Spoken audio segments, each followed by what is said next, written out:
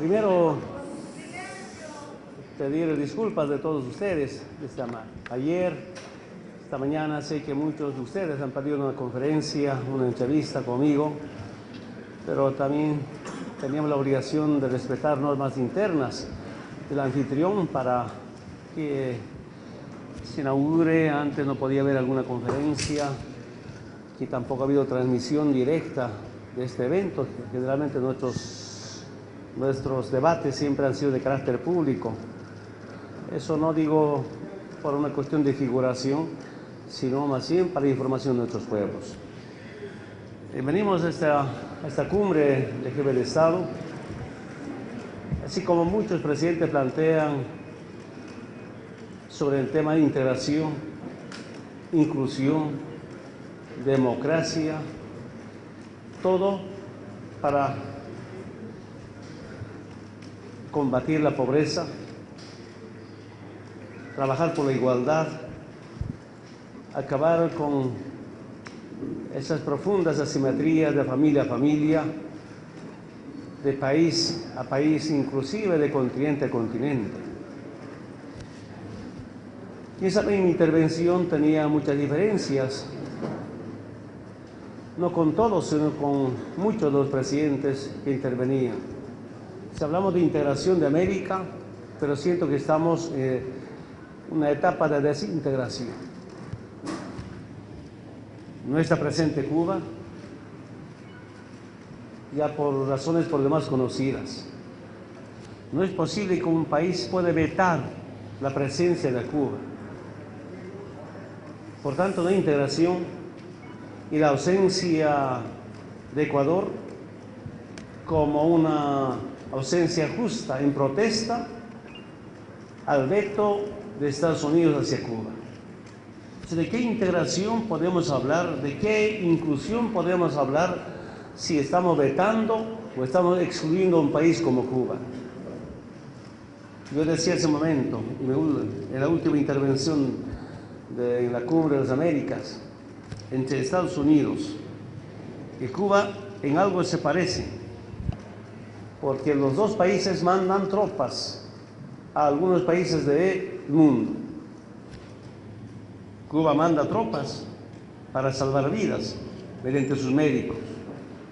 Estados Unidos también manda tropas, pero a acabar con vidas, con bases militares, con intervenciones. Esa es la profunda diferencia.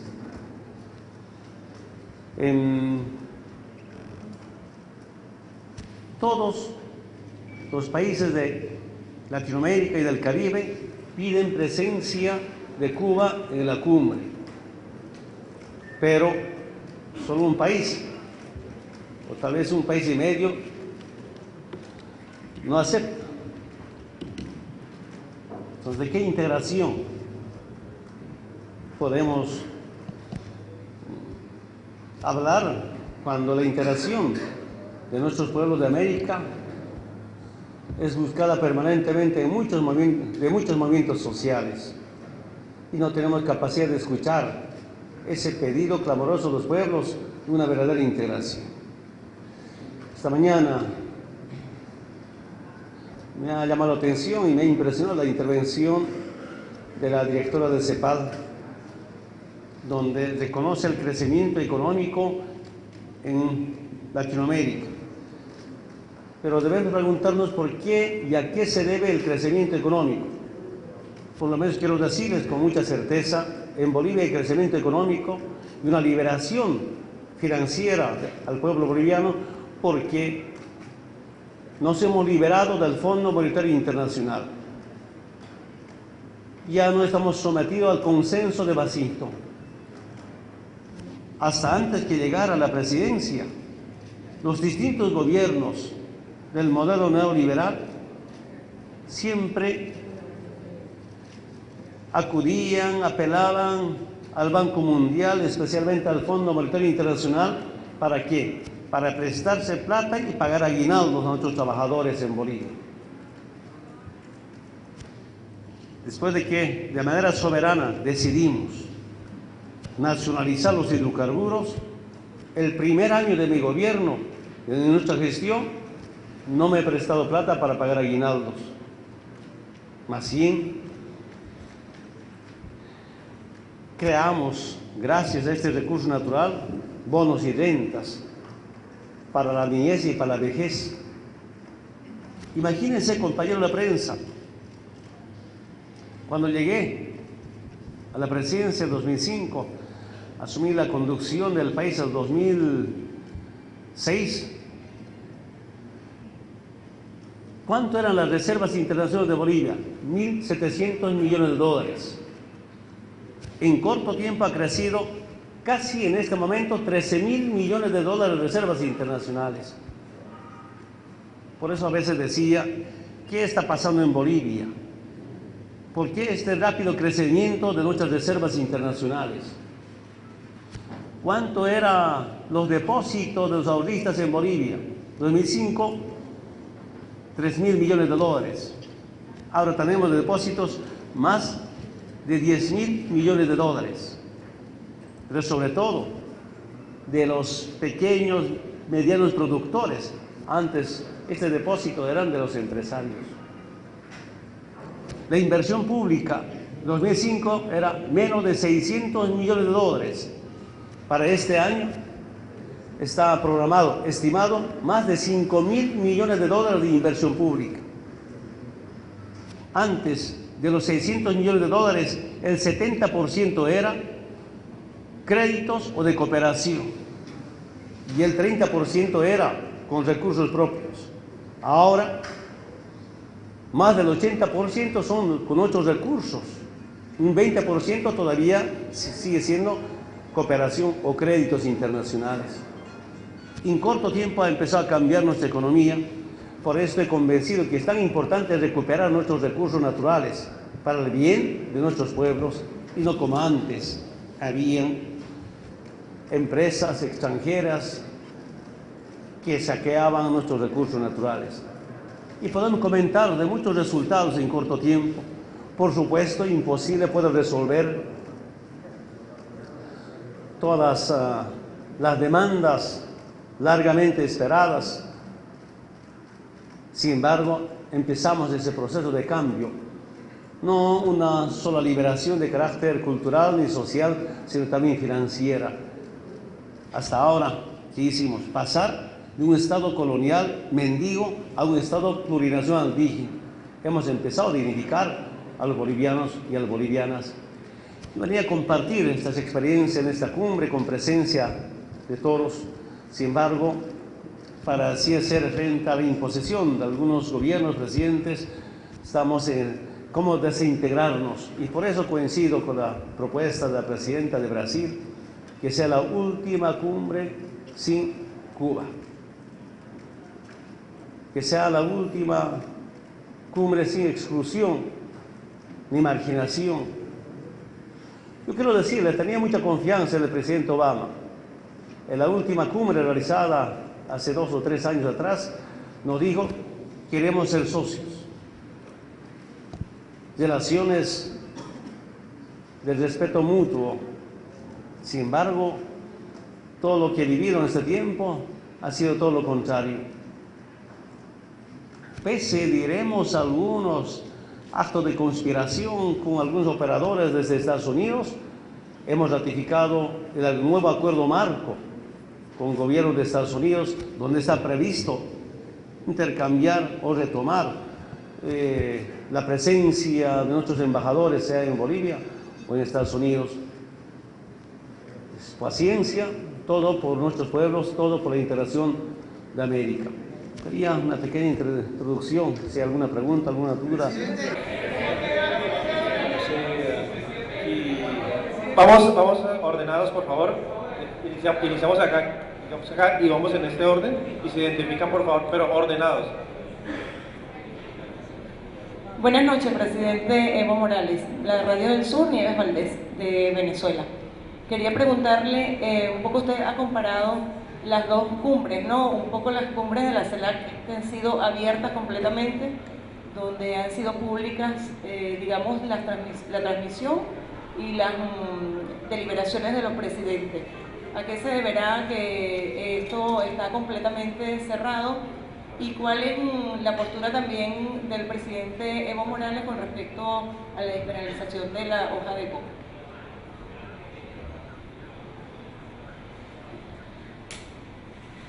¿Preguntas? Bueno, hace momento ya dije sobre el tema de la falta de debate público en la cumbre de jefes de Estado de América. Sin embargo, respeto la decisión soberana del presidente anfitrión. Y qué bueno hubiera sido el debate sea público como siempre para que todos ustedes puedan hacer seguimiento y nuestros pueblos especialmente. Bueno, una cosa es la hoja de coca, otra cosa es la cocaína. Para aclarar, y no somos defensores de la cocaína, ni compartimos con la legalización de las drogas, aunque la llamada guerra de las drogas ha fracasado. Tantas convenciones desde el año 1912, 61, 71, 88, estas convenciones de guerra contra las drogas, siento que ha fracasado. No siento, sino ha fracasado. Los países donde hay plantaciones de coca, como Bolivia, Perú, Colombia, hacemos los esfuerzos para reducir los cultivos excedentarios de la hoja de coca, sin muchos resultados, porque lamentablemente, mientras haya mercado de la cocaína, esto es difícil de erradicar. Reducimos los cultivos de coca, de paso somos desertificados. Pero donde crece el mercado de la cocaína, a ese país, ¿quién desertifica? La mejor responsabilidad compartida sería que donde hay consumo masivo de la cocaína, pues reduzca. Será prevención, será combate, diremos, a este consumo ilegal o mal consumo de la cocaína. Pero estamos en una etapa de cómo, más bien, valorar el consumo legal de la hoja de coca, que es totalmente diferente a la cocaína. Y en esa tarea esperamos contar con la comunidad internacional. Imagínense, ¿cómo es posible que en algunos estados de Estados Unidos sea legal el consumo de cocaína bajo receta médica, pero que no se reconozca el consumo tradicional de la hoja de coca?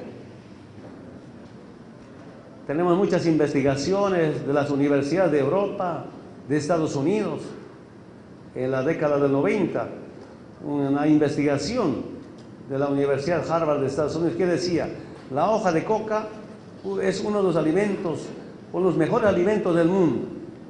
Y nos recomendaba a los científicos de esta universidad no solo masticar, pistear, sino comer la hoja de coca. A mí me ha sorprendido. Ni siquiera nuestras universidades de Bolivia investigaron sobre el contenido alimenticio de la hoja de coca, pero son algunos resultados. Por tanto, tenemos la obligación de defender la hoja de coca en su estado natural, que no significa defender la cocaína. Y, por supuesto, algunas empresas, algunos movimientos sociales dan el valor agregado a la hoja de coca con fines benéficos para la humanidad y no para dañar al ser humano.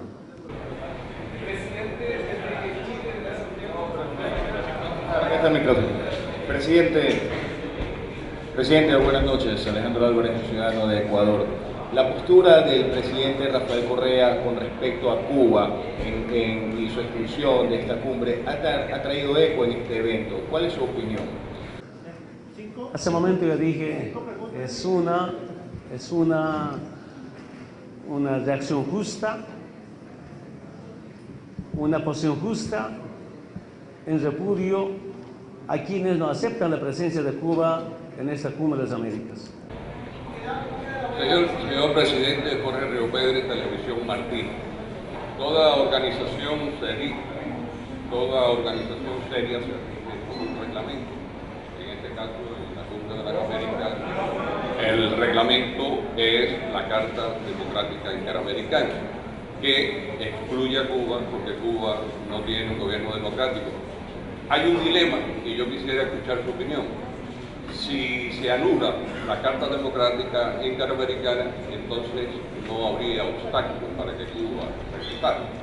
Pero tendría usted que escoger o dejar a Cuba excluida o renunciar a la Carta Democrática Interamericana. Yo quisiera saber qué haría usted. Mira, al margen que haya algunas normas, cartas democráticas, decisiones de las Naciones Unidas, de los pueblos, el gran problema que tenemos, que alguien que no acepta integración y por tanto no son democráticos. Imagínense, para levantar el bloqueo económico a Cuba, casi todos los países del mundo piden acabar con el bloqueo económico. Solo se opone Estados Unidos, Israel y alguna pequeña isla. Y esta decisión es tomada por Naciones Unidas y si no respetan esta decisión.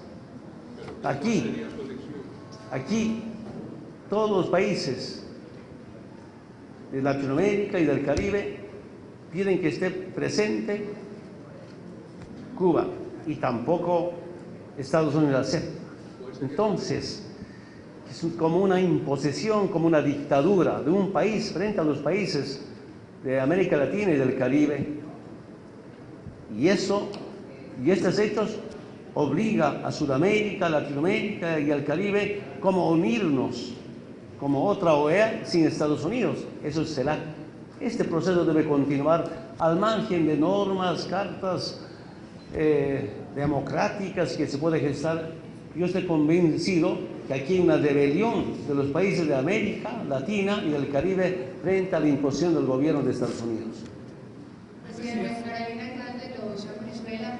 Yo sé que es muy importante el tema de Cuba, sin embargo también hay otros temas como la pobreza, el salir de la inequidad, y eso no están siendo los temas centrales. ¿Qué mensaje se le está enviando a la persona, al pueblo boliviano, al pueblo venezolano, al pueblo de todo el continente, cuando ese no es el punto central de discusión, sino el de otro país que probablemente a ellos les impacta directamente?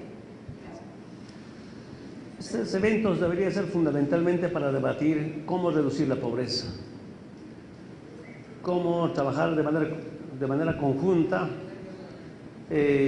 por la igualdad de nuestros pueblos. Somos tan diversos en América, sin embargo, si hay voluntad política de sus gobiernos, presidentes, es posible reducir estas profundas brechas o asimetrías entre familia bajo políticas de complementariedad y no solamente de competitividad. Cuando hay políticas de competitividad, lamentablemente los poderosos son los que concentran la riqueza en pocas manos y la gente de abajo no tiene oportunidad. Y especialmente la presencia de estados en la economía. Eso es una pequeña experiencia que tenemos y por eso antes de compartir de manera conjunta, cuando no están los dos gobiernos, dos estados, es difícil de compartir de manera sincera nuestras experiencias con los pueblos o presidentes y gobiernos de América. Vamos con los medios colombianos. Otra pregunta. Presidente Morales, buenas noches. Luis Guillermo Forero, del periódico El Tiempo. Por cuenta de la división en torno al tema de Cuba o el veto que usted señala de Estados Unidos y Canadá, ¿va a terminar esta cumbre de las Américas sin una declaración política de los países en torno a todos los temas que se han discutido?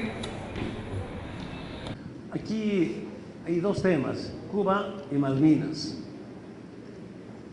Reitero una vez más, todos los países de América Latina y el Caribe apoyan a Cuba, como también Argentina por Malvinas. Desde un punto de vista del pueblo boliviano, Malvinas es Argentina, por tanto Malvinas también es América. Y no es posible que un país o dos pueden oponerse y no pueden escuchar a todos los países de América Latina y del Caribe. Y eso perjudica. Sin embargo, serán los pueblos que nos juzguen sobre cómo se trata de desintegrar a América. Hola, buenas noches. Soy Sheila Urdaneta, diario digo la verdad, soy de Venezuela, aquí, presidente. A ver, mi pregunta es si ya la reunión de hoy concluyó y si además del tema de Cuba hubo algún otro punto álgido en el que se pusieron o no se pusieron de acuerdo. Dos cosas muy sencillas, yo diría. Si el gobierno de Estados Unidos apoya o reconoce este gran sentimiento de los pueblos de América Latina y el Caribe, expresada mediante sus presidentes o gobiernos sobre el tema Malvinas de Cuba, hay integración, hay inclusión y hay democracia. Y si no, con seguridad no hay ninguna integración en América por culpa de Estados Unidos. Hay todavía quienes van a intervenir el día de mañana, pero de manera personal quiero decir que nuestros cancilleres nos informaron que mañana hubiera, después del debate, especie de un retiro de presidentes. ¿Para qué? Este ya es un retiro, ¿verdad? No están los medios de comunicación. ¿Para qué otro evento llamado el retiro de los presidentes? ¿Qué vamos a debatir? Nada. Presidente, de Venezuela, presidente, el ALBA ha decidido no participar en más cumbres. ¿Se podría plantear una retirada de países masiva de la Organización de Estados Americanos? ¿Se podría estudiar esa situación? Yo saludo la gran posición no solamente de los países de ALBA, sino la presidenta de Brasil, de Argentina, otros presidentes de los países caribeños expresaron que debe ser la última cumbre sin Cuba. Si no, estoy seguro que no habrá más cumbres de América como hubo hasta ahora. Presidente, Néstor Augusto desde Radio Biobío de Chile. Consultante asociativo, justamente a Cartagena, dio gracias a las organizaciones que apoyan sus demandas de una salida al mar hacia justamente el país vecino, hacia Chile. ¿Cuáles son los próximos pasos que va a seguir su gobierno? ¿Qué es lo que espera? Porque lo hemos escuchado también en Hawái, en Paraguay, en las diversas regiones donde usted coloca esto sobre el tema. ¿Se conversó? ¿Cuál es el pensamiento de sus pares? ¿Cuáles son los próximos pasos a seguir, por favor? Todos buscamos una integración, y para que haya una verdadera integración en Sudamérica o en América, necesariamente hay que resolver hechos históricos. Realmente yo quedo sorprendido cómo es tener mar acá en Cartagena. Soy capaz de no irme de Cartagena hacia Bolivia, como océano Atlántico, envidiable este océano Pacífico Atlántico que tiene Colombia, y por eso hay un gran sentimiento del pueblo boliviano de retornar al océano Pacífico con soberanía. Tenemos mucha confianza todavía en el presidente y su gobierno, porque hay pueblos que sienten, el pueblo chileno, tengo mucha admiración al pueblo chileno, de expresar su pensamiento de cómo resolver este tema. Veremos qué hacer, pero es un pedido clamoroso del pueblo boliviano y de muchos países de Latinoamérica, países europeos, su solidaridad con Bolivia y especialmente los movimientos sociales. ¿Planteó la demanda en el plenario? ¿En el plenario planteó la demanda, presidente? Presidente, muy buenas noches. Diana Vélez, del Teleantioquia Noticias. Presidente, hay una fuerte crítica respecto y un escepticismo muy grande desde 1994, cuando se realizó la primera cumbre de las Américas, escepticismo que viene del hecho de considerar que este tipo de encuentros no tienen utilidad, no sirven para nada y son cantos a la bandera.